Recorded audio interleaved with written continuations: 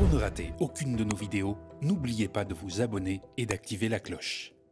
Salut à toutes et à tous, bienvenue sur le Média. Vous regardez notre édition spéciale consacrée aux conclusions du rapport de la commission d'enquête parlementaire sur, et je cite, l'attribution, le contenu et le contrôle des autorisations de services de télévision à caractère national sur la télévision numérique terrestre. Une commission d'enquête mouvementée dont la publication des conclusions a été tout aussi mouvementée.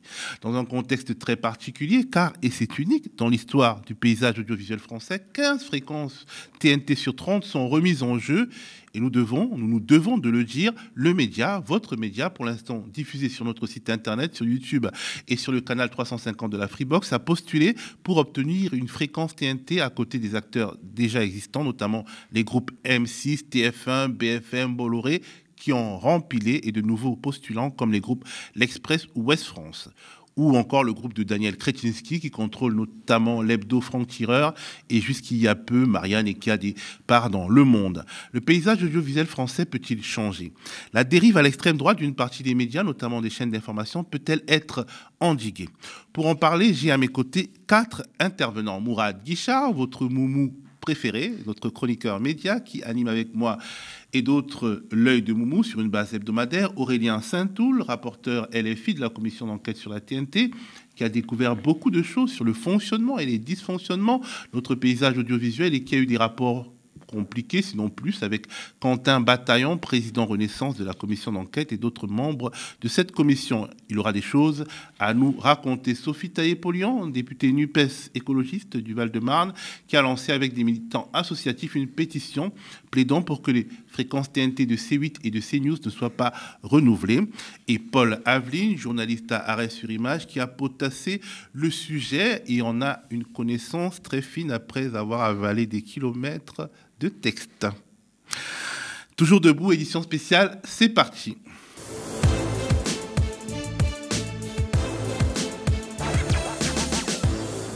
Intérêt populaire puissant, passion et discordance en interne, la commission d'enquête parlementaire sur la TNT aura été du début à la fin électrique. Audition avec les patrons, les animateurs des grosses machines audiovisuelles tendues, crispation en interne, menace de ne pas valider le rapport produit par le rapporteur, guerre des conférences de presse au final. Bref, au commencement, si on peut dire, il y a le droit de tirage exercé par le groupe parlementaire de la France Insoumise à l'Assemblée nationale qui permet à chaque groupe d'ouvrir la voie à une commission d'enquête parlementaire chaque année. Les amis de Jean-Luc Mélenchon font le choix d'engager leurs collègues dans un examen attentif de l'univers impitoyable des chaînes de télévision qui ont le droit d'émettre sur la TNT dans un contexte particulier. On se souvient du clash très médiatique entre le député Louis Boyard et l'animateur Cyril Hanouna au sujet des affaires pas très nettes du principal actionnaire de C8, de CNews, de C-Star et de beaucoup d'autres médias, Canal+, Vincent Bolloré. En Afrique, on écoute. Oui ou quoi? Allez, t'es un irresponsable, Cyril. Toi, et tu fais du mal à la France. Un abruti. Tu fais monter le racisme en France et on n'a même pas le droit de critiquer Bolloré sur ta chaîne. Je suis le premier à défendre le racisme ici. Tu toi, t'es protèges une ton merde. patron au moment où Tu viens ici, tu fais le malin, t'es une merde. Tu fais du n'importe quoi. T'es venu faire ton show. Je suis pas venu faire mon show. Si. Bon, bah, écoute, tu sois élu, moi. Mais t'es restructuré. Est-ce que t'es venu faire un coup d'éclat? Ça devrait même pas être un coup d'éclat que de critiquer ton patron sur ta chaîne. Dis-moi, écoute-moi bien, moi je ne crache pas dans la main qui me nourrit. Est-ce pas de l'abruti? T'as pas eu de lancer sur la Et justement, un des moments forts de la commission d'enquête parlementaire sur la TNT, c'est celui où Maxime Saada, du groupe Bolloré, admet très clairement prendre le risque des amendes très fortes que peuvent coûter les dérapages de Cyril Hanouna sur C8. Je pense que ce qui fait le succès de Cyril Hanouna, qui, je le rappelle, rassemble à peu près 2 millions de téléspectateurs tous les jours, c'est sa nature, c'est sa spontanéité, c'est son naturel, c'est son franc-parler, et que ça peut donner lieu, quand on est en direct, en effet, et c'est très important le direct, à des débordements, comme celui que vous avez cité, qui nous a valu une sanction. Et que c'est un risque que nous prenons, mais quand on est sanctionné, on se conforme à la sanction. Et comme le rappelait Laetitia Ménassé il y a quelques secondes, c'est très rare quand on voit le nombre d'heures que l'on produit et que le nombre d'heures de Cyril Hanouna, il n'y a pas d'équivalent à Cyril Hanouna aujourd'hui à la télévision.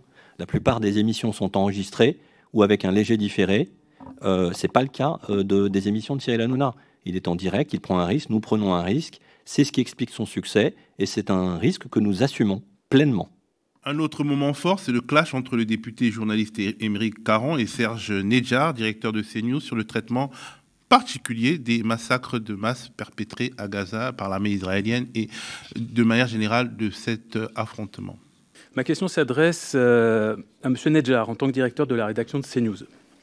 Monsieur Nedjar, est-ce que vous connaissez le nombre d'enfants, de femmes et d'hommes qui ont été tués par l'armée israélienne à Gaza depuis le 8 octobre? Et si oui, est-ce que vous pouvez nous le donner?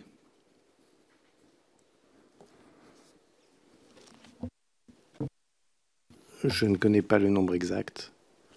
Vous pouvez me le donner? Je suis surpris que vous ne connaissiez pas ce chiffre en tant que directeur de la rédaction de CNews, d'autant qu'il s'affiche en une de Libération ce matin.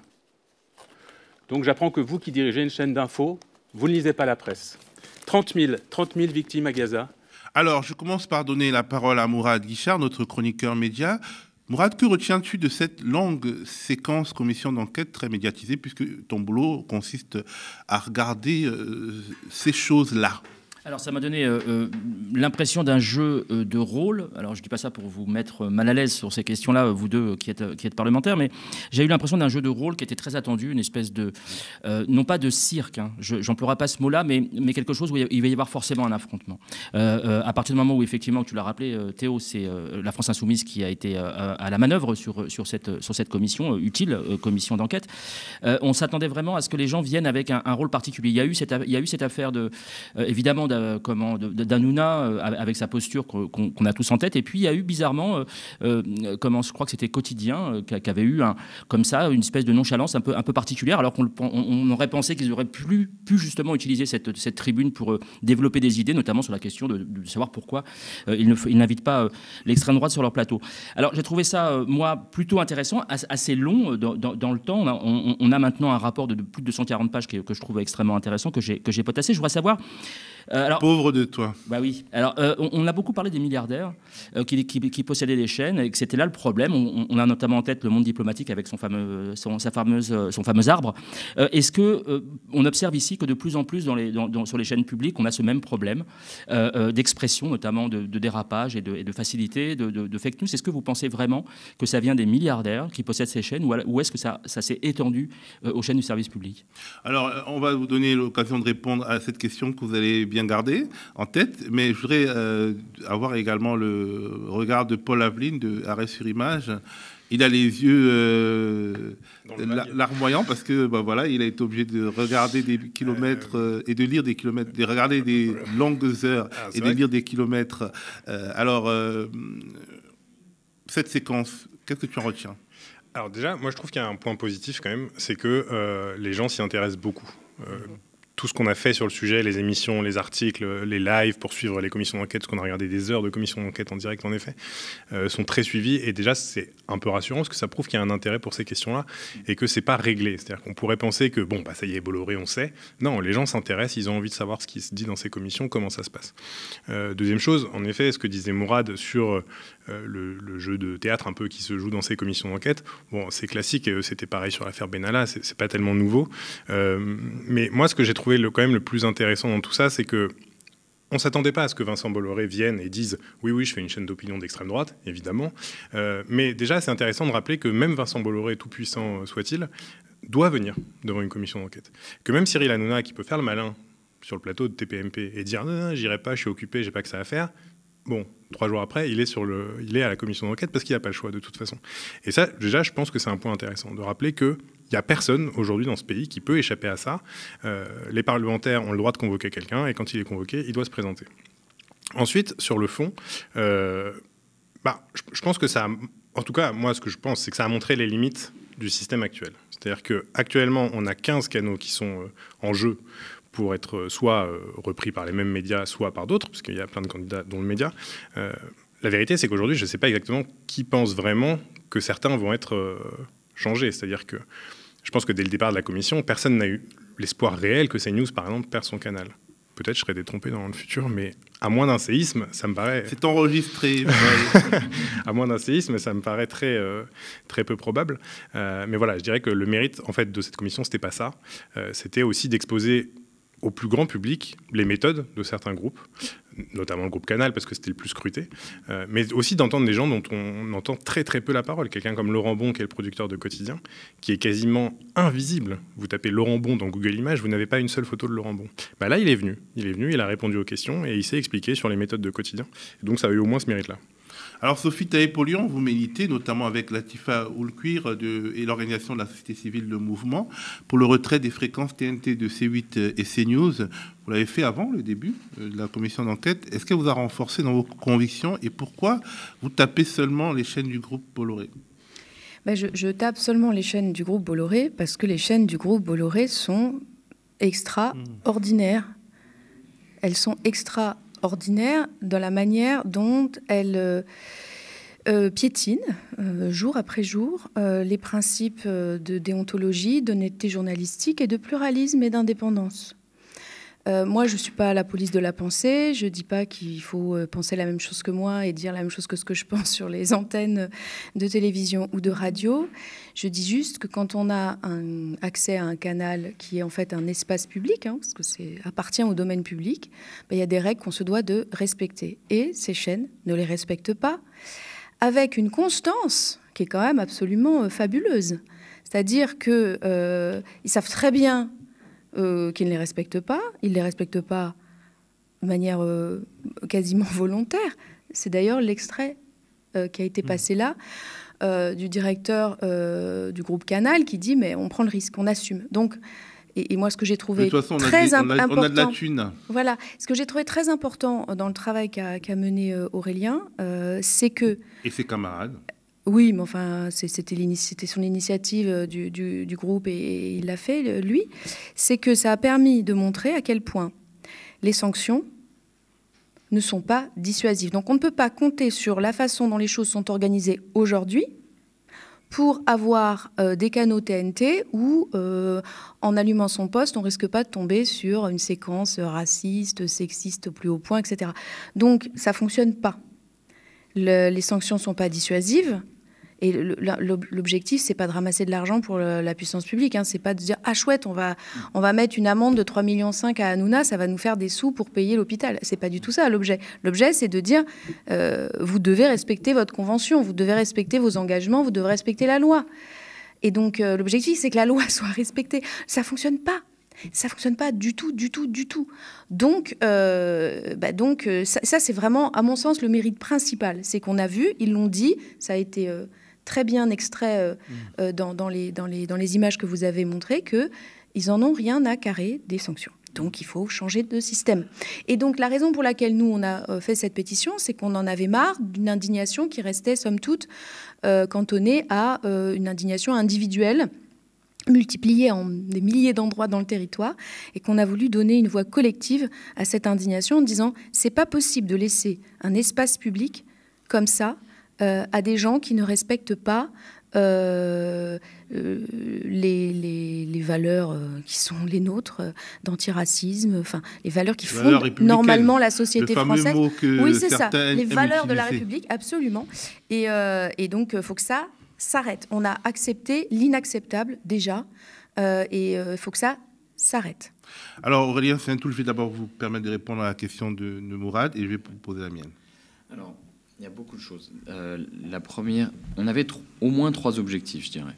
Le premier, c'était d'ouvrir la question et de remettre sur le devant de la scène cette idée que les chaînes ne sont pas propriétaires de leurs autorisations et de leurs canaux de diffusion.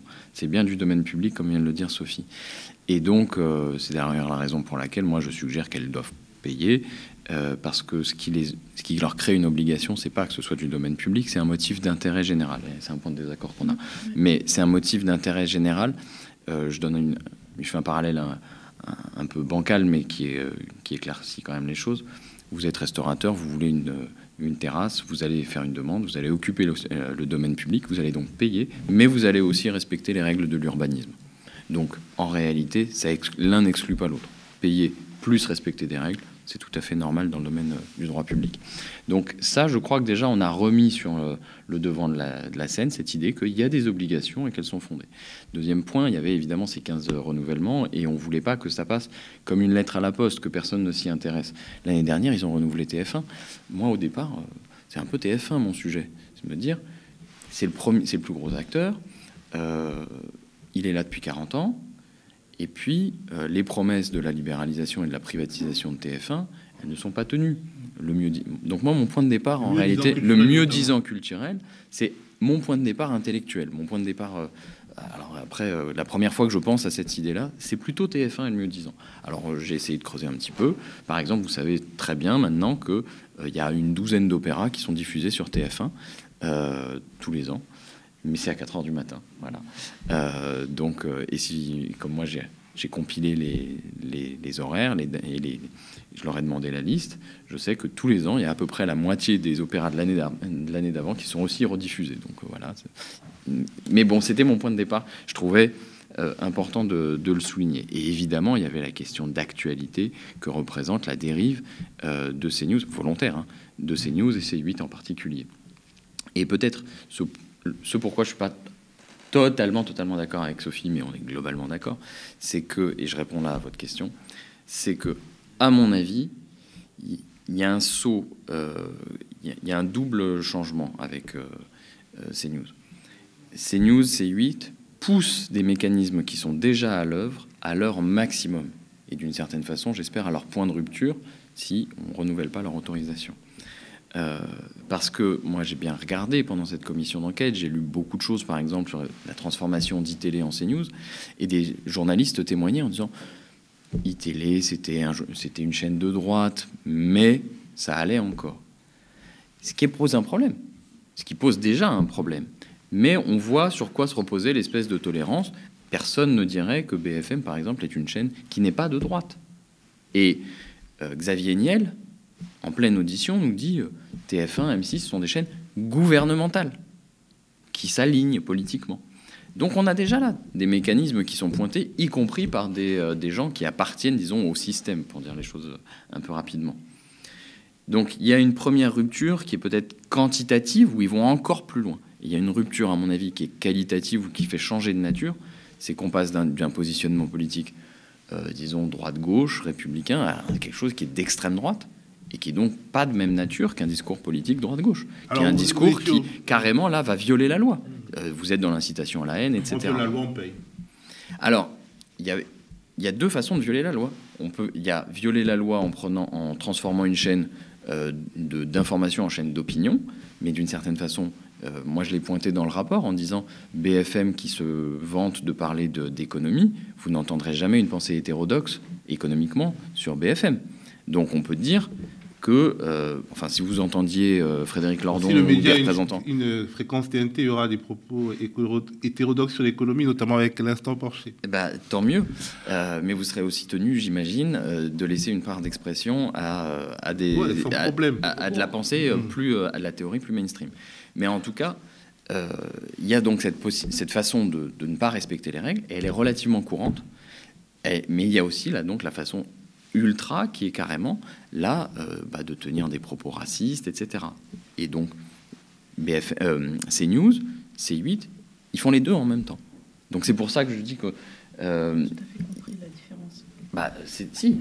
soit il y a le respect doux. Alors je vais essayer de traduire. Ce que je voulais il y dire, a c'est qu'il y a une l'irrespect doux. Oui, il y a l'irrespect doux et l'irrespect dur de la loi. Oui, c'est ça. C'est-à-dire qu'en fait, d'ailleurs, c'est une comparaison dont je suis fier. À une époque, j'étais sur le plateau d'Arrêt sur Image, j'avais dit Bolloré, c'est le Donald Trump des médias, c'est-à-dire il pousse plus loin la même logique que les autres. Moi, j'ai identifié une politisation, d'après les témoins, une politisation des chaînes, mais qui ne pose pas le même genre de problème, parce que si vous êtes politisé, vous pouvez être de droite, de gauche, mais au moins vous n'êtes pas raciste, vous incitez pas les gens à la haine, à la violence, etc. Sophie, mais en fait, je pense que en fait, les choses, elles se nourrissent en réalité, et que certainement, il n'y aurait pas eu CNews. Là, par exemple, on voit BFM. Bon, BFM est une chaîne mainstream, libérale, etc. Bon, voilà, ce qu'on... voit pas. C'est pas CNews. Voilà, non, ça n'a rien à voir. Mais là, on voit un petit virage éditorial quand même un peu sur le choix, etc. Et certains considèrent que c'est sous la pression des chiffres et de l'audimat. Et donc, en fait, la présence de CNews, son aspect dynamique en regroupant avec un gros drapeau d'extrême droite autour d'eux et en polarisant, il pousse l'intégralité du paysage audiovisuel vers la droite. Mais comme d'ailleurs, en réalité, il pousse avec les forces politiques à une droitisation globale. Donc en fait, ce qu'on observe, c'est ça avant tout. Je pense aussi que, c'est vrai qu'il y a un côté de plus en plus antagoniste dans nos sociétés modernes. Moi, je suis plus âgée qu'Aurélien. C'est vrai, quand j'ai commencé à faire de la politique dans les années 90, on était vraiment effondrés que la droite passe, mais on se disait c'est pas grave. Je veux dire, il y avait une autre logique, il y avait une autre. Là, il y a une montée des périls qui fait que, en fait, chacun aussi se raidit, ça se polarise de plus en plus, etc. Et les positions sont de plus en plus dangereuses à l'extrême droite, etc. Donc, en fait, ça c'est un mouvement global qui est accompagné, mais qui est aussi amplifié par la sphère médiatique telle qu'elle est aujourd'hui, avec la prise de contrôle, et de manière volontaire, velléitaire, militante, par la prise de contrôle par Bolloré de chaînes de télé pour faire comme aux États-Unis et imprimer des idées d'extrême droite, etc. Et les rendre finalement, les normaliser. C'est partie de la stratégie. Et donc ça pollue, ça ruisselle. Pour le coup, là, ça ruisselle et ça ruisselle bien. Là. Parce que quelque part, aux États-Unis, il y a les idées, disons, de gauche radicale ne s'expriment pas tellement sur les grands réseaux de chaînes de télévision. Mais le fait que les chaînes d'infos soient considérées comme pouvant avoir des bords, ça clarifie les choses. On a CNN qui est un peu centriste, on a MSNBC qui est de gauche, on a Fox TV qui est un peu le CNews américain.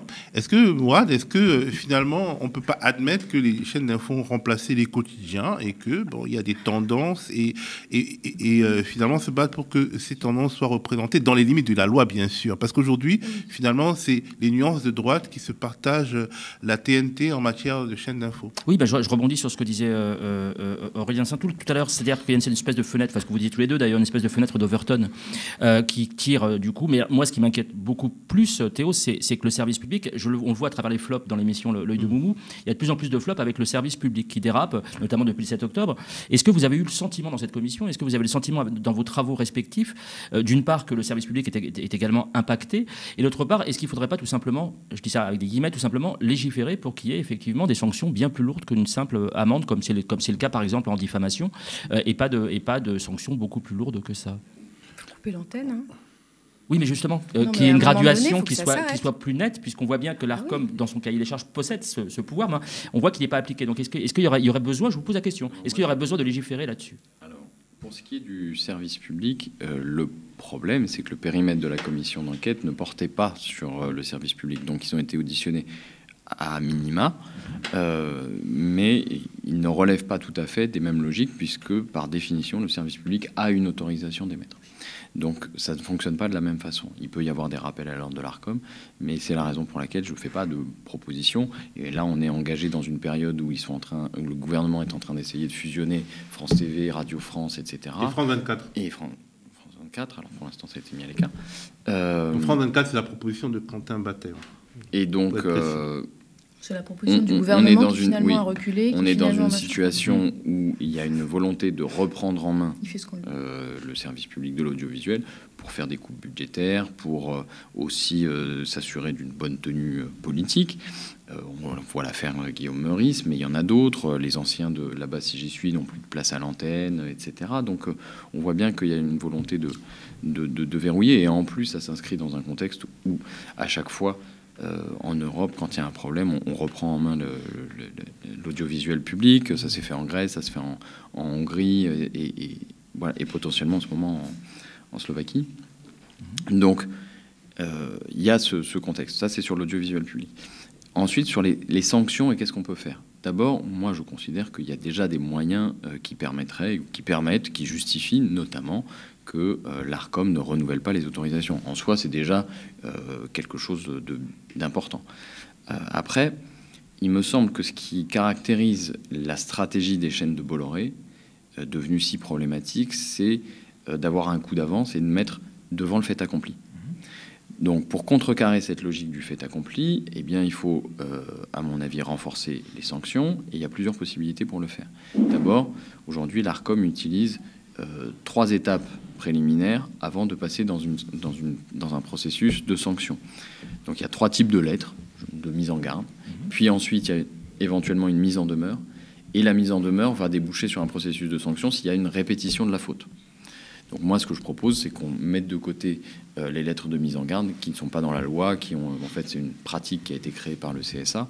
Donc je propose qu'on écarte ça et qu'on passe directement de la mise en demeure et ensuite à la sanction. Ça va limiter les choses.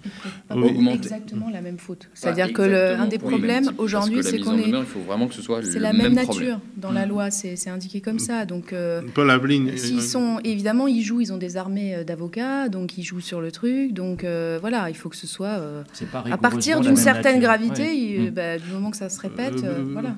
Paul Aveline, je voulais qu'on parle du rapport.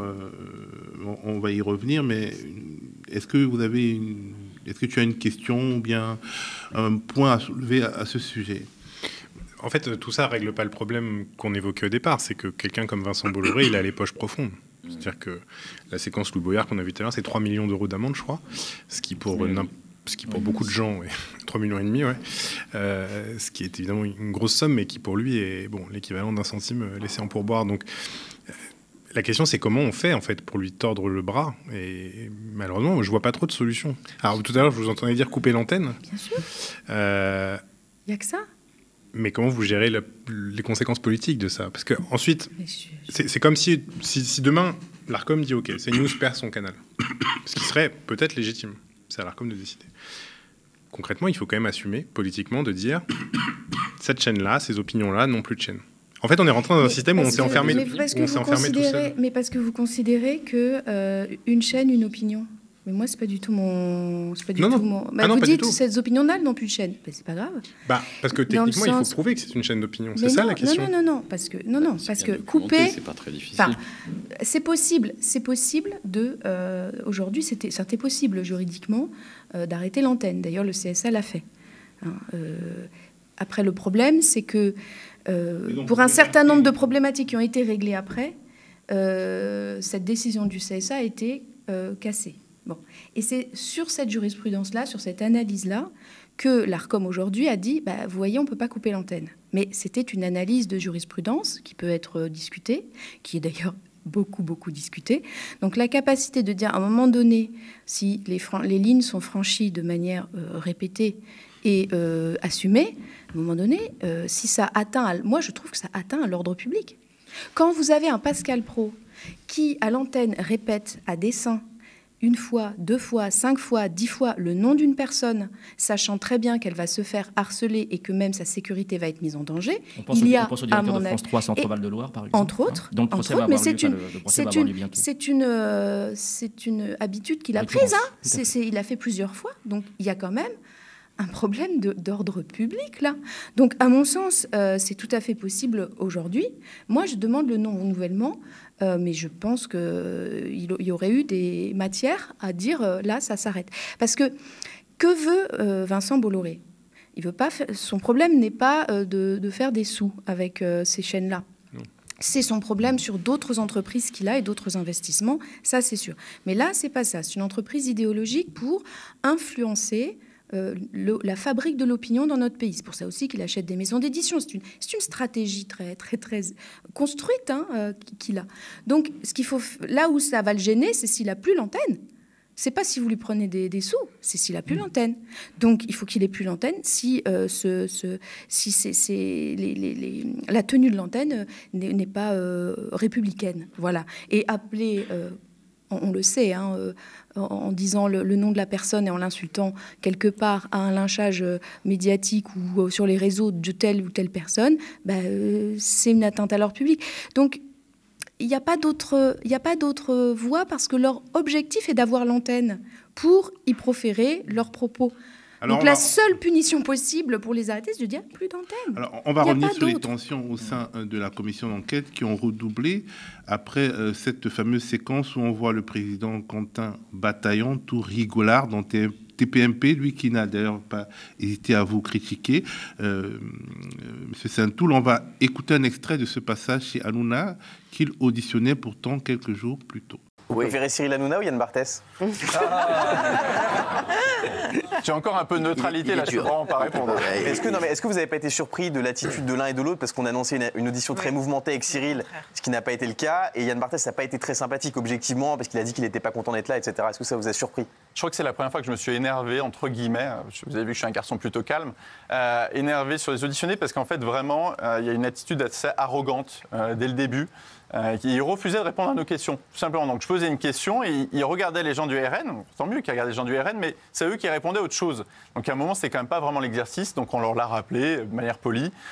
C'était très important cette séquence, parce que c'est le sujet du pluralisme. Alors le groupe vit bien, Aurélien Saint-Toul, vous étiez au cœur de ce qui a pris les allures d'une bataille rangée.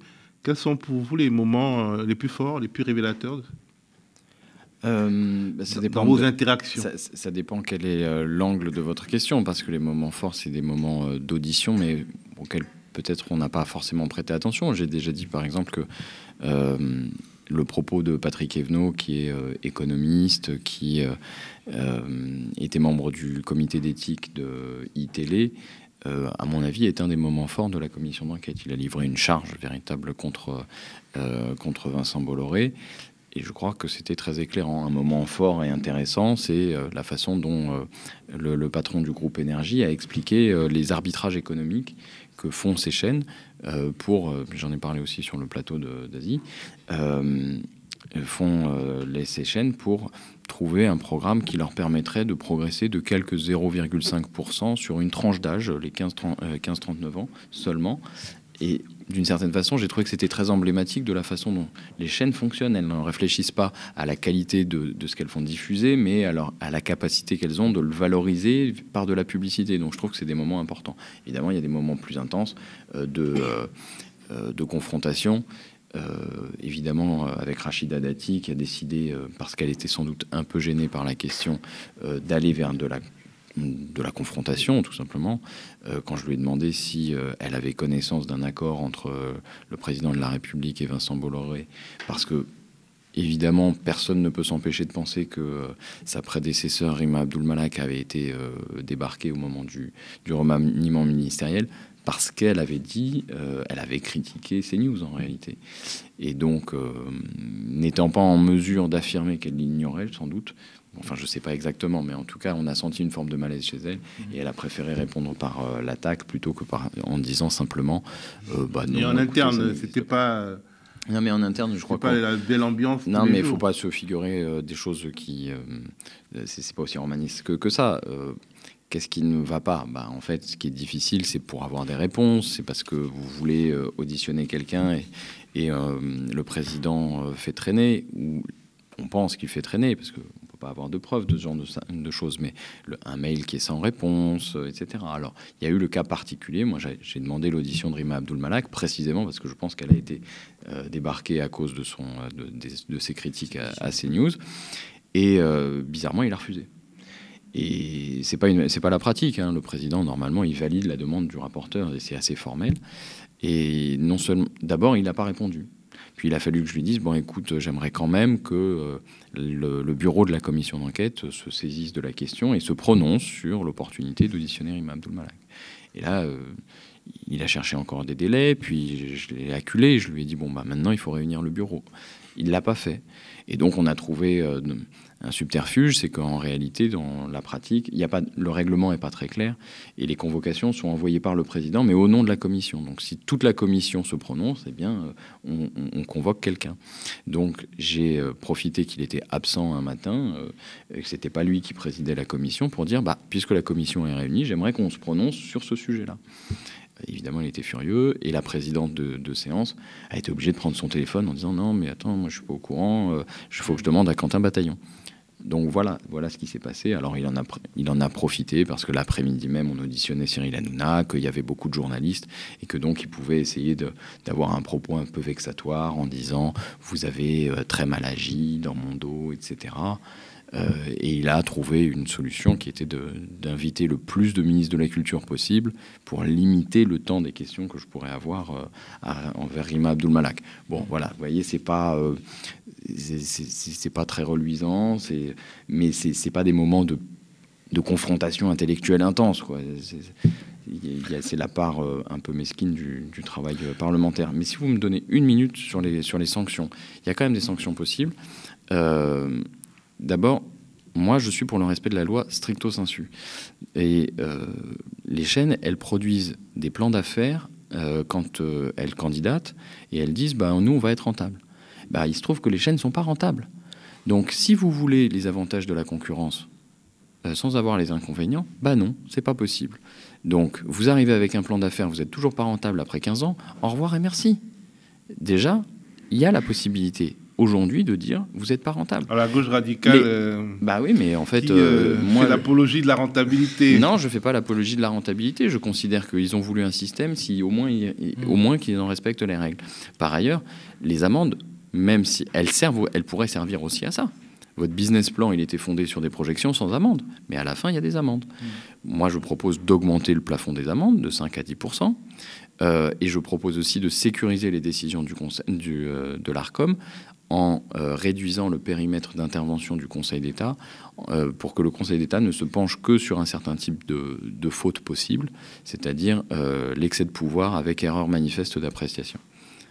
Voilà. Donc, on a des moyens déjà d'agir, mais aussi de muscler le régulateur pour être crédible face aux chaînes. Juste une question par rapport à ça, parce que vous avez parlé de Patrick Evenot. Est-ce que le modèle économique qui maintenant saute aux yeux, vous l'avez effleuré tout à l'heure, le modèle économique perdant, de manière volontariste et voire militante, puisque c'est pour d'autres dessins, évidemment, que sont maintenues ces chaînes, est-ce que ça raconte quelque chose? Est-ce que ça peut être une arme? Je rebondis sur ce que vous disiez. Est-ce que ça peut être une arme effective aujourd'hui pour pouvoir peser dans la balance face à Bolloré? Moi, j'ai aussi fait une proposition qui est une proposition sociale et économique, parce que je pense que leur modèle est insuffisant, il est défectueux. Il produit de la télé low cost, et notamment en matière d'information.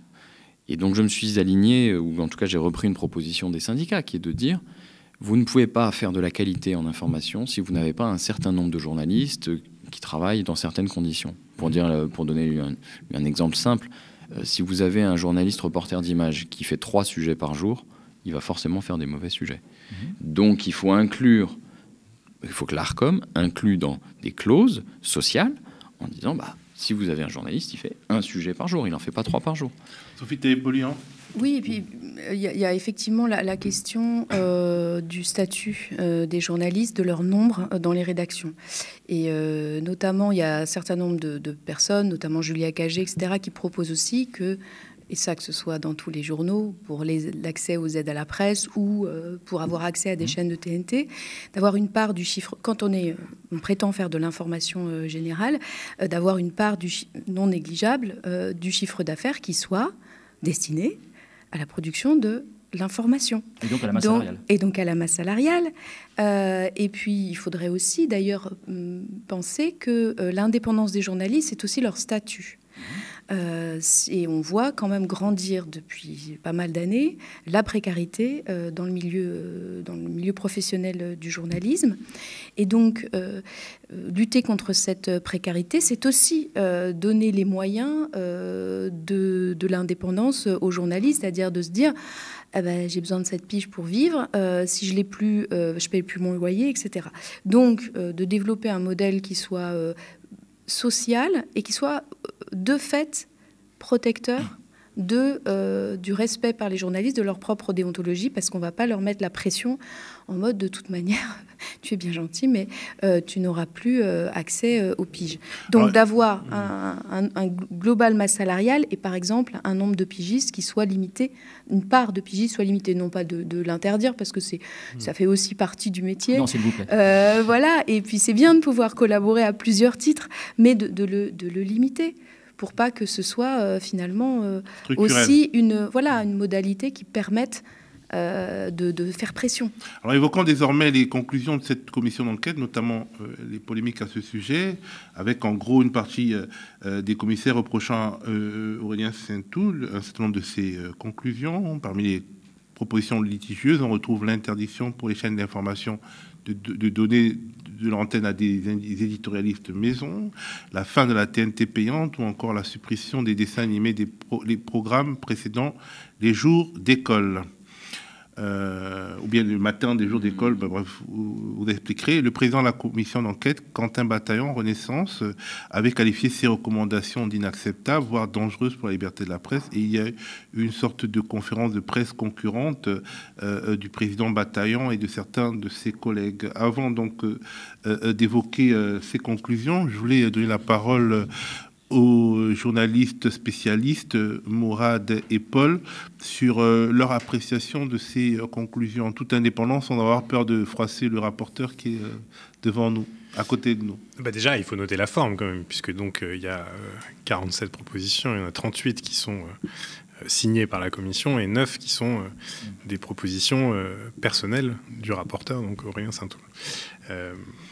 Alors, je ne pensais pas me lever un matin et me dire que j'allais défendre les éditorialistes, mais sur celle-là, parce que bon, je ne vais pas me prononcer sur la pub avant. Est-ce que on peut dire quand même, pardon, mais en fait, le fait qu'il y en ait 38 qui soient majoritaires, c'est génial. On va pouvoir continuer à bosser. Et notamment, et après, débattre largement des 9, etc. Mais notamment, dans les 38, il y a le fait de ne pas renouveler les autorisations d'émettre pour les chaînes qui n'auraient pas respecté leurs conventions. Et celles-là, ils l'ont tous signé. Bravo Aurélien. Paul, retour à Paul, Aveline. Oui, non, il y a des comment dire, des propositions évidemment plus marquantes que d'autres. Alors, sur les dessins animés, je ne vais pas me prononcer parce que je ne suis pas spécialiste de la question, mais j'imagine qu'il y a des oppositions économiques sur ce sujet-là. Non, mais sur celle des éditorialistes, par exemple, qui est, je pense, la plus... Surtout sur les dessins animés, ça ouvrirait le boulevard à YouTube et à Netflix. Peut-être. Qui est peut-être la plus symbolique parce que, évidemment, elle parle beaucoup aux gens qui font la critique média et qui connaissent tout ce monde-là. Mais moi, ma question, c'est comment concrètement on interdit les éditorialistes ? C'est pour ça que j'ai pas utilisé le mot interdire. Non, vous l'avez pas utilisé, mais c'est le sens de la proposition. Écoutez, moi, je me vante d'être un peu rigoureux et j'ai écrit renoncer et pas interdire parce que je considère que c'est une question de point de vue. On a un sujet qui est de dire, d'abord, intellectuellement, je pense que c'est important de rappeler que l'Arcom est régulateur, mais c'est pas l'Arcom qui dit aux chaînes comment elles doivent respecter les règles. Elle vérifie qu'elles les respectent. Il y a 1001 façons de respecter les règles et les conventions. Donc, d'une certaine façon, quand il y a eu la décision du Conseil d'État sur le pluralisme, on m'a dit alors vous, comment vous allez faire ? Qu'est-ce que vous allez proposer ? Moi, je vous propose une solution. Vous ne faites pas appel à des gens qui font profession de donner leur opinion sans avoir d'attache partisane. Parce que, évidemment, si vous avez un éditorialiste partisan, on m'a cité Jean Jaurès en me disant « Jaurès était éditorialiste de l'Humanité ». Formidable, mais tout le monde savait que Jean Jaurès était membre de la SFIO. Donc, il avait une étiquette politique, et s'il avait fait de la télé, ça aurait d'abord été un personnage politique. Aux États-Unis, justement, les éditorialistes sont assez marqués et de manière assez transparente. Mon problème n'est pas d'exprimer une opinion. Évidemment que les gens ont le droit d'exprimer des opinions. Mais avec quel statut vous exprimez votre opinion ? Donc, je dis, vous réglez un problème. Si vous réservez cette fonction d'éditorialiste, qui est en réalité une fonction qui est rattachée à l'histoire de la presse écrite, Beuve-Méry, Jean Daniel, Servan-Schreiber, ils positionnent leur titre de presse politiquement face à des grandes questions en disant, l'Observateur, Le Monde, etc. Face à telle ou telle question, on est pour, on est contre, etc. Là, on est dans un cas où c'est de la presse d'opinion. Mais la loi prévoit, et pour de bonnes raisons, que la télé, ce n'est pas de l'opinion. Donc soit vous avez un éditorialiste qui est payé par une chaîne, et dans ces cas-là, qui positionne une chaîne, soit vous avez un éditorialiste qui n'est pas payé par la chaîne, et dans ces cas-là, il vient au titre de quoi ? Au titre du fait qu'il a une opinion. Mais dans ces cas-là, c'est une forme de militantisme. Mais personne ne se voit autorisé ou invité toutes les semaines sur la même chaîne au titre du fait qu'il a une opinion. Vous avez une opinion, il a une opinion, mon voisin a une opinion, et il n'est pas toutes les semaines sur une chaîne d'infos. Alors, Mourad, donc, à propos des conclusions... Les gens ont le droit d'exprimer leur opinion. De cette commission d'enquête... Il y a un droit exorbitant, si vous voulez, qui est donné aux gens parce qu'ils auraient une carte de presse. Mais moi, je crois qu'il n'y a pas de droit exorbitant lié à la Qu'est-ce qui t'a marqué, détention de Mourad, cette carte de presse. dans ces conclusions? Ça, ce point-là, évidemment, sur les experts, puisqu'on on en parle régulièrement dans l'œil de Moumou. Hein, on dresse des flops très souvent parce que les gens ne sont pas qualifiés, effectivement. Je pense à Raphaël Enthoven qui vient parler de tout et n'importe quoi, donc les fameux toutologues, hein, que vous connaissez aussi bien que moi. Ou alors carrément des gens qui sont signalés comme avocats, par exemple. Il y avait un exemple sur CNews, avocat, alors qu'en fait, c'est un militant du rapprochement avec la Russie et qui vient parler de la Russie. Et quand on n'a pas ce background, évidemment, ça pose un problème. Donc je pense qu'effectivement, il y a un problème de malhonnêteté. Et je rejoins Paul sur un point, effectivement, mais vous avez précisé. Comment faire en sorte que les chaînes s'autorégulent là-dessus? Ça me semble un petit peu compliqué. Vous avez abordé la question des chaînes avec une opinion, avec une ligne éditoriale particulière. Qu'est-ce qui va se passer? Et qu'est-ce qui doit se passer sur la TNT de manière uniforme pour toutes les chaînes? Qu'est-ce qui est demandé? Qu'est-ce qui ne peut pas être toléré demain, avec le renouvellement? Qu'est-ce qui vous semble être juste et être commun à toutes les chaînes de la TNT aujourd'hui? Quel est le cahier des charges commun, ce qui vous saute aux yeux par rapport à la question des chaînes d'opinion? Honnêteté, la loi est claire. Honnêteté Je vais journalistique, juste le rappeler pour les téléspectateurs. pluralisme, indépendance, c'est les mots qui sont pareils dans la Constitution. Donc je pense que ça, c'est quand même la base et qu'on ne voit pas. Et donc, c'est les choses qu'il convient de respecter, quelle que soit la ligne éditoriale. On parlait de quotidien. Bon, ils ont une ligne éditoriale. Moi, il y a des trucs que j'aime bien, il y a des trucs que j'aime moins bien. Et c'est normal. Et c'est très bien ainsi. Mais elle est claire, leur ligne éditoriale, elle est respectueuse de ça. Après, il peut y avoir... ils n'ont jamais eu de sanctions, quoi que ce soit. Mais je veux dire, donc, c'est possible. Après, ça me semble être la base. Presque, moi, le modèle que j'aimerais sur les chaînes de TNT, c'est le France Inter d'il y a un petit peu quelques années, mais où on pouvait avoir deux éditorialistes ou deux journalistes économiques ou deux économistes. Ça existe toujours avec Dominique Seux. C'est vrai, c'est vrai, voilà, ça existe toujours, mais sauf c'était que un peu... c'est pas tous les jours. En général, Dominique Seux est en roue libre et une fois par semaine, il y a... C'était plus souvent, et puis puis les émissions étaient peut-être plus poil à gratter, etc. Là, on sent une petite tendance entre guillemets, au lissage. Bon. Et en fait, c'est possible d'avoir des opinions fortes qui soient exprimées, mais qui laisse la part à la controverse, à la contradiction, mais au débat serein, qui peut être animé, mais qui est respectueux. Et en fait, pour moi, ce serait ça qui serait la base, en tout cas, du service public. Et après, avec des déclinaisons éditoriales différentes, mais qui respectent ce cadre, en fait. Et donc, c'est pas si compliqué, puisque ça existe encore sur France Inter, sur certaines tranches, mais je dirais que c'était un état d'esprit... plus général sur cette chaîne, même si moi j'essaye, alors je le dis parce que j'essaye de ne pas trop, le moins possible, donner une appréciation sur le contenu justement du service public de l'audiovisuel, parce que quand on parle d'indépendance et de dire qu'il ne faut pas, etc., faut se l'appliquer aussi un peu à soi-même. Donc voilà, mais cela dit, je rejoins ce que disait Aurélien, il y a quand même un gros sujet sur l'audiovisuel public en ce moment à l'Assemblée nationale. On a eu une commission cette semaine avec la présence de la ministre, qui a priori n'y connaît rien, s'en fout et fait juste ça pour avoir son petit bilan avant d'aller à la mairie de Paris, puisqu'elle ne dit rien sur le fond. Mais derrière, il y a un projet assez ancien qui est quand même extrêmement inquiétant sur l'indépendance et sur le financement.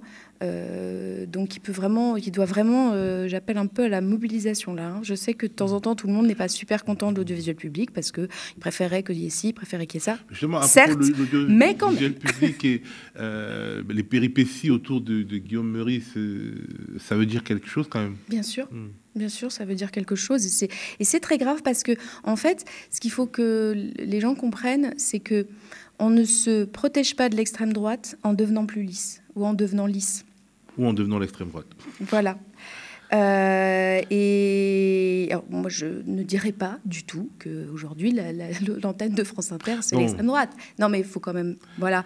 Mais il y a une forme de volonté de lissage, peut-être, qui ne peut pas être la réponse, en fait. Au contraire, mais le lissage va dans un sens. C'est pas un lissage... c'est un lissage qui est politiquement très orienté. C'est pas de vague. Alors, cette commission d'enquête aurait suscité moins... Moi, c'est ce que j'ai le sentiment de... C'est une interprétation personnelle des décisions qui ont été prises. Alors, je voulais passer à l'autre séquence, mais il y a Paul Aveline qui lève son petit doigt. Je suis assez d'accord. Je vous dites pas de vague. Moi, je dirais que tout le monde est un peu pétrifié. C'est-à-dire qu'il y a un côté lapin pris dans les phares d'une voiture. Nous, on l'a vu parce qu'une de nos journalistes a subi pendant des jours et des jours les assauts des médias volants. On est Cyril Moadem. France Inter l'a lâché en race campagne. Enfin, je veux dire, le communiqué de France Inter est indigne, honteux. Justement, c'est pour ça que je dis de ne pas devenir l'extrême droite, parce que le communiqué de France Inter, le premier communiqué, était un blanc-seing et aux théories de l'extrême droite. C'était oui, il y avait cette phrase, une filiation d'idéologie. Ah ben non, effectivement, on ne peut pas dire ça. Mais je pense que la première logique qui sous-tend ça, c'est la peur. C'est-à-dire qu'il y a quelque chose de l'ordre de la vague est trop haute pour nous. On va se la prendre aussi. Et on va essayer de s'en protéger. Bon, le résultat, c'est ce que j'ai écrit, notamment sur Twitter, c'est que je dis, mais en fait, vous allez vous la prendre pareil que nous. Parce que au final, chez Hanouna, pendant 2 heures, c'est France Inter qui est mise en cause, alors que Nassira n'y travaille plus. Mais quand même, je veux dire, il y a quand même... On peut imaginer... il y a un point de jonction entre pas la droite et l'extrême droite, mais la gauche et l'extrême droite, qui est le printemps républicain et son univers. Et on a l'impression qu'aujourd'hui, au sein des élites médiatiques, c'est facile de développer des théories proches de celles du printemps républicain et très rapidement, subrepticement, ainsi que l'on a vu dans cette histoire de France Inter, s'aligner sur l'extrême droite. Donc je dirais pas que c'est juste de la peur, c'est aussi une ligne idéologique, la peur du décolonialisme, la peur du wokisme, un certain nombre de choses qui vous font passer du centre-gauche mou à l'extrême droite directement. Or, les journalistes, les médias, les directeurs des médias sont quand même souvent de centre-gauche. Je pense que le centre-gauche est même surreprésenté dans notre profession. Et on se rappelle que Benoît Hamon faisait beaucoup plus de voix chez les journalistes, mais peut-être 10 fois plus de voix que les journalistes que dans la population. Et donc, c'est pour cela que c'est facile. Et c'est pour ça qu'il faut souvent nommer les choses, même si on exagère, nommer les périls, pas les choses, les périls. Voilà, c'était ma petite opinion que je souhaitais mettre au débat. Alors, cette commission d'enquête aurait suscité moins de passion si elle ne se déroulait pas juste avant la remise en jeu des fréquences TNT par l'Arcom et juste après également le coup de boutoir du Conseil d'État à l'Arcom qui lui a demandé d'être plus interventionniste. En gros, qu'est-ce que tu me fais là, mon coco, alors que le paysage audiovisuel part en vrille. Les dossiers ont été déposés, le média en a déposé un, il faut qu'on le dise, comme l'Express, avec l'Express TV, comme le groupe Kretinsky, qui n'a pour l'instant pas d'existence audiovisuelle, ou Ouest France. Alors, les sortants sont candidats à leur reconduction. Est-ce qu'on peut espérer un grand soir ou même des surprises selon vous? Alors, je ne sais pas s'il faut commencer par les journalistes ou les politiques. Je commence par les politiques. Oui, je pense que c'est plus simple. Écoutez, moi, je ne vais pas me prononcer sur les décisions à venir de l'Arcom. Je n'ai pas de boule de cristal, je ne connais pas l'état des dossiers. Voilà, la seule chose que je puisse dire, c'est que en droit, les conditions sont réunies déjà pour que CNews et C8 ne soient pas renouvelés. Je pense que ce serait illégal et légitime. Pour le reste, l'état des dossiers m'est inconnu, donc je ne peux pas rentrer dans le détail. Il y a un point quand même que la commission d'enquête a traité qui n'est pas anodin, c'est le rachat de BFM par M. Saadé. Rodolphe Saadé de CMA-CGM, voilà. L'étoile montante du capitalisme français, qui a fait sa fortune grâce à l'inflation post-Covid. Voilà, elle est donc déjà très haute, et puis il n'a pas fait sa fortune à ce moment-là, il a quand même mérité de... Oui, il y a un héritier de plus. Papa. Voilà, donc nous on l'a auditionné, il avait précisé à l'époque, et là il y a un sujet quand même, qu'il déposait les deux, BFM et son groupe, exactement le même dossier de candidature parce qu'ils n'ont pas encore racheté, le rachat n'a pas été encore confirmé, et donc quand le rachat aura été confirmé, BFM n'aura plus qu'à retirer sa candidature. Et là, il y a quand même un truc un peu bizarre dans la méthode parce que, évidemment, ça va contre l'esprit de la loi, en tout cas, qui était d'interdire la revente d'une autorisation, enfin la revente d'une chaîne, moins de, je ne sais plus combien de temps, mais à 5 ans après une autorisation qui a été donnée pour éviter les effets de spéculation, etc. Donc, on est dans un cas qui est quand même un peu tangent et qui pose question, parce que ce que ça veut dire, c'est que, en gros, M. Saadé rachète BFM parce que c'est comme si l'autorisation allait naturellement être donnée. Et là, il y a quelque chose qui pose problème. Et d'ailleurs, pendant les auditions, moi, j'avais posé la question à Rodolphe Belmer, le patron de TF1, en lui disant, bon, vous avez été renouvelé l'année dernière, mais qu'est-ce qui se serait passé si on vous avait pas renouvelé votre autorisation? Et il m'a regardé, c'était la réaction que j'attendais, mais je trouvais c'était intéressant de la susciter. C'était de me dire, mais on l'a jamais envisagé. On est les premiers, on est les plus forts, on est les plus gros, il n'y aurait aucune raison. Justement, en plus, il y a quelque chose, il y a un argument. C'est l'argument, en fait, des champions nationaux dans la concurrence que mènent les plateformes comme Netflix, HBO, Amazon Prime, etc. Les Chinois, TikTok, etc. Il y a comme, du coup, Bouygues et Bolloré, ce sont nos petits poussets, entre guillemets, hexagonaux, parce qu'en réalité, Bolloré devient un énorme mastodonte quasi monopolistique de la télévision payante en Afrique grâce au réseau de l'État. Comme il a été dans les ports, désormais, il essaie de contrôler les cerveaux des Africains. En gros, la télé égale Bolloré dans un certain nombre de pays. Et du coup, l'intérêt national intervient dans cette affaire et... Plus ou moins, justement, moi, il me semble l'intérêt national, tout relatif, parce que oui, c'est pas parce que c'est l'intérêt des milliardaires, c'est pas l'intérêt des Français, mais c'est un des éléments que j'ai voulu faire figurer dans le rapport. J'ai donné comme titre au rapport, sans demander l'autorisation macroniste, TNT, une télévision low cost entre pub et propagande.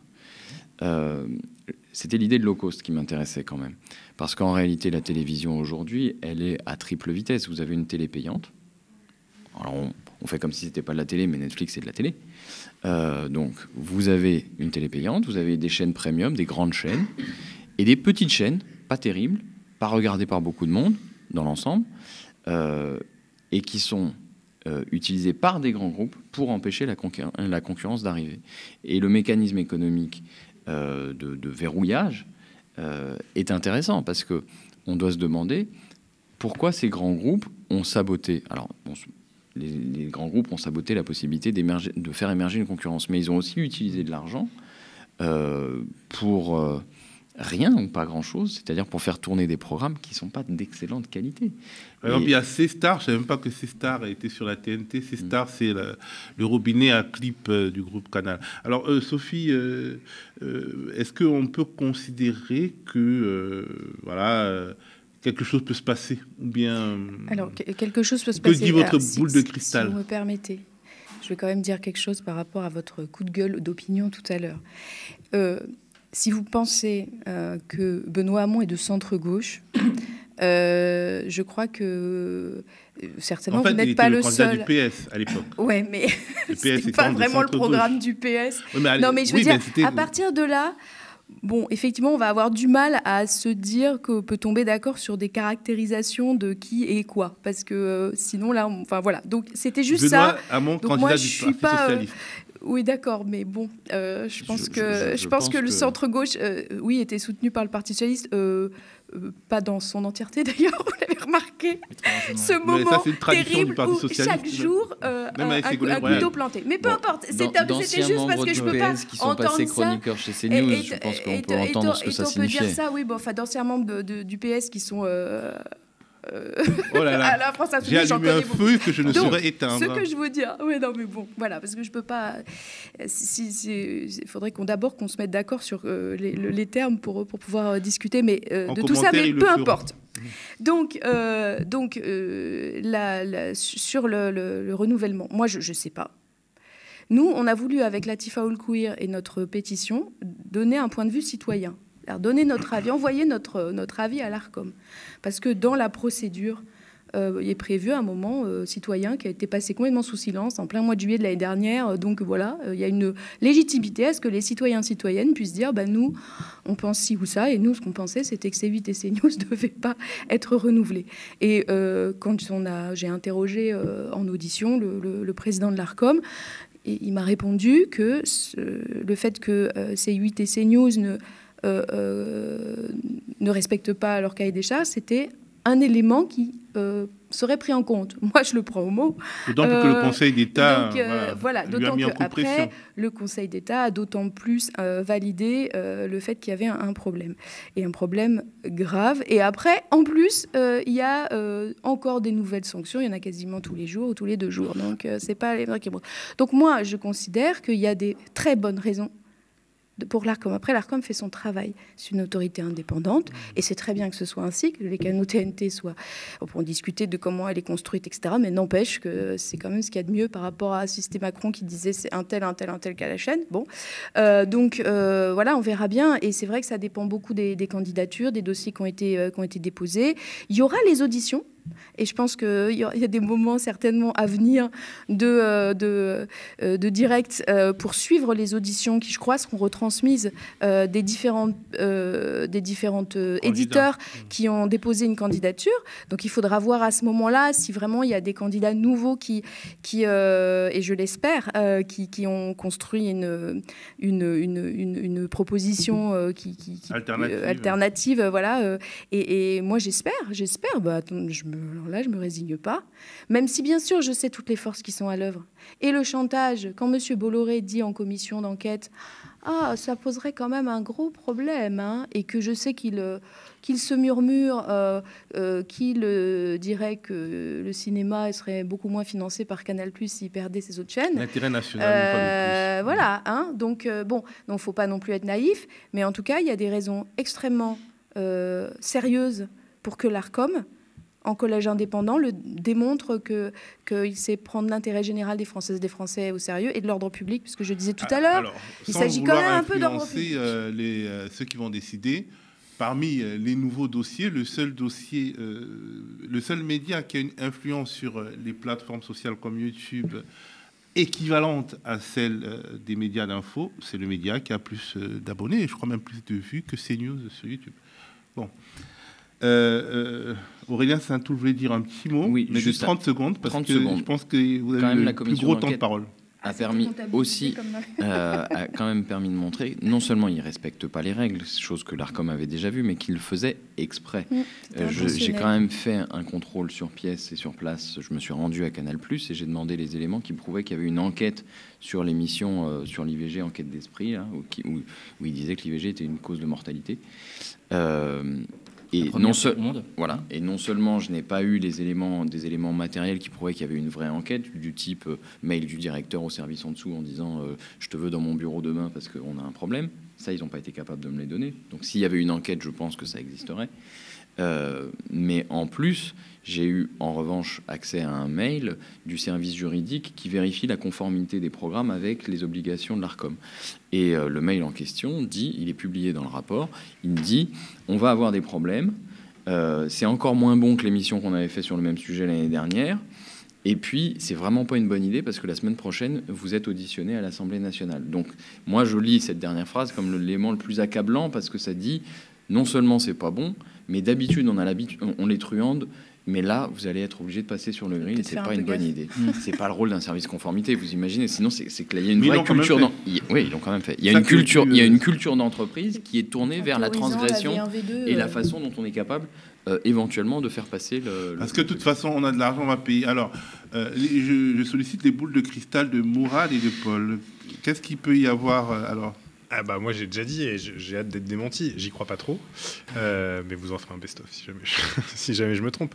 Non, il y a un élément parce qu'on a parlé de Rodolphe Saadé tout à l'heure et son audition s'est faite à huis clos, mais on a eu la transcription, du coup on a pu lire ce qui s'était dit. Il y a un élément qui est intéressant, c'est qu'à un moment, je sais plus si c'est vous ou un autre député ou une autre députée demande c'est quoi la ligne éditoriale de BFM, du futur BFM de Rodolphe Saadé, puisqu'il est en train de racheter. Et il répond qu'il sait pas. Que finalement, c'est trop tôt pour le dire, je crois. Il répond quelque chose comme ça. Des valeurs universelles. Des valeurs universelles, mais c'est humaniste. Il dit un mot valise, quoi. C'est très flou. Et c'est Laurent Guimier, qui est journaliste, qui prend le flambeau et qui dit oui, bah, BFM, c'est la chaîne de l'actualité, de l'événement, de l'info en continu. Bon, finalement, c'est le pitch de BFM qui s'affiche à l'écran tous les jours. Et ce qui est intéressant, c'est que de deux choses l'une, soit Rodolphe Saadé, et c'est bien parce qu'au moins on en a la preuve, montre qu'il n'achète BFM que pour l'influence, puisque en fait, ce qui va être diffusé ne l'intéresse pas des masses, soit il a peur de se mettre à dos déjà le groupe BFM. Il a déjà commencé avec son coup d'éclat à la Provence qui lui est revenu en plein visage.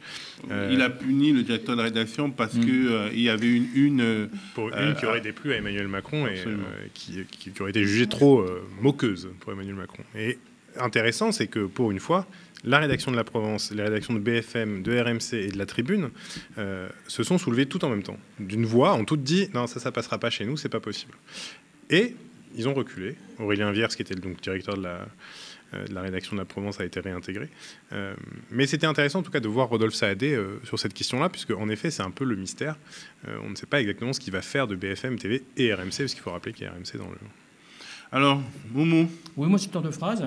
Je ne pense pas au tremblement de terre. Franchement pas, malheureusement, c'est comme ça. Et je croise... un peu corporate. Oui, et je croise fortement les doigts, évidemment, pour le média, mais je ne crois pas à un tremblement de terre. Je pense qu'il va falloir s'habituer à ce paysage médiatique. Je le regrette, mais c'est comme ça. Et donc, j'espère qu'il y aura une contrebalance avec l'arrivée du média, tout simplement. En tout cas, nous espérons... Nous pensons que nous avons nos chances parce que, je l'ai dit, nous sommes parmi ceux qui ont déposé leur dossier, le média qui a une expérience audiovisuelle, qui existait déjà en tant que chaîne de télévision et qui a une envergure sur les nouvelles plateformes qui est comparable à celle des médias d'info qui sont actuellement sur la TNT et que pour, disons, renouveler d'un point de vue politique, idéologique et aussi générationnel, en fait, il faut ouvrir au grand vent qui nous vient du numérique, mais bien entendu, l'intérêt général est que le paysage audiovisuel français s'enrichisse d'une manière ou d'une autre. En tout cas, nous comptons sur notre, disons, sur celles et ceux qui nous aiment et qui nous font vivre, parce qu'effectivement, c'est un projet coopératif, c'est une coopérative de médias, et vous pouvez tous et toutes être sociétaires de cette coopérative dans les 4 collèges que nous avons, c'est-à-dire les sociétaires, les salariés, les bénévoles et les partenaires. Bref, c'est une expérience audiovisuelle originale, et nous pensons qu'en ce moment, notre paysage audiovisuel français a besoin d'originalité. Merci à vous en tout cas d'être venus et d'avoir échangé avec nous sur ces enjeux aussi cruciaux. Et merci à vous qui nous avez regardé, qui nous soutenez.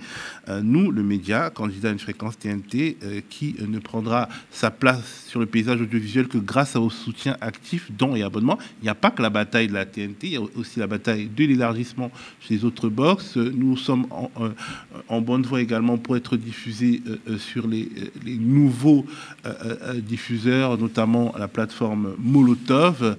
Rendez-vous donc sur TNT. Le Média TV pour passer à l'action, nous donner de la force pour, disons, nous imposer sur un paysage audiovisuel français qui a besoin de nous, même s'ils ne le veulent pas, nous on sera là.